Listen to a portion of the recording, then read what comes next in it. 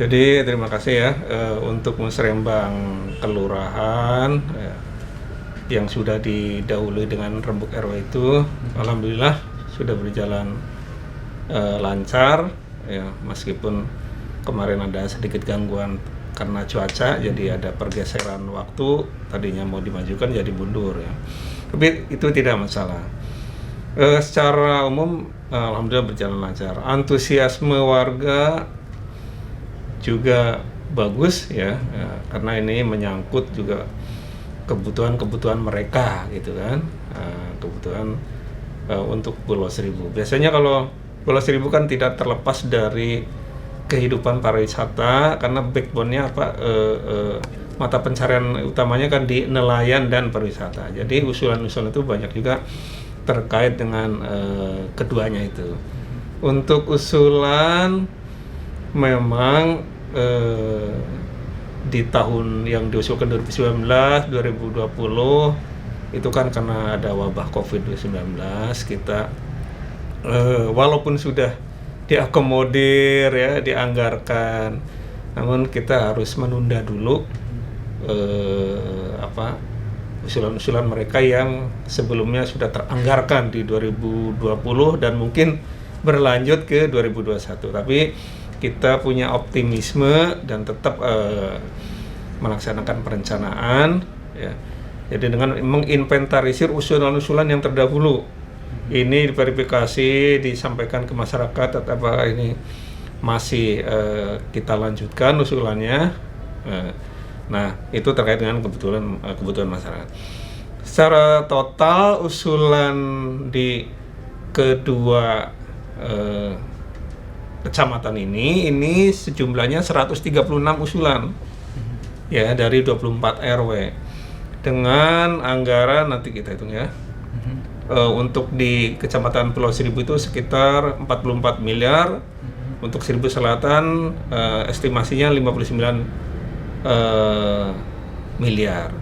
Nah, ini kemarin kita udah bahas di Musrembang Kelurahan, terdapat yang diteruskan untuk dibahas di kecamatan itu ada sebanyak 75 usulan di Kecamatan Seribu Utara, dan Seribu Selatan itu ada 31 usulan.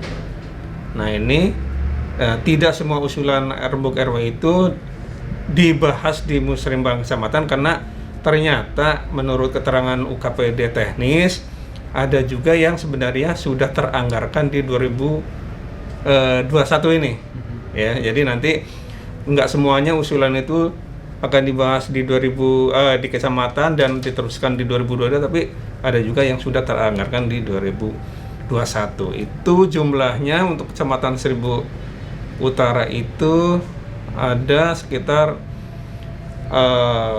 tiga kegiatan usulan warga yang akan dikerjakan tahun ini. Untuk yang Seribu Selatan ada 23 usulan kegiatan warga yang akan dikerjakan tahun ini, tidak usah menunggu tahun depan, insya Allah. Ini untuk yang ditolak ada juga ya, usulan warga yang ditolak itu untuk Seribu Utara itu ada 4, yang Selatan kosong. Ditolak itu bukan apa-apa, tapi biasanya terkait dengan syarat administrasi dan teknis, misalnya terkait dengan aset ataupun secara teknis ini perlu kajian ataupun hal-hal lainnya yang disampaikan KPD. Nah, kebanyakan memang terkait usulan itu banyakkan fisik ya, terutama terkait dengan sarana-prasarana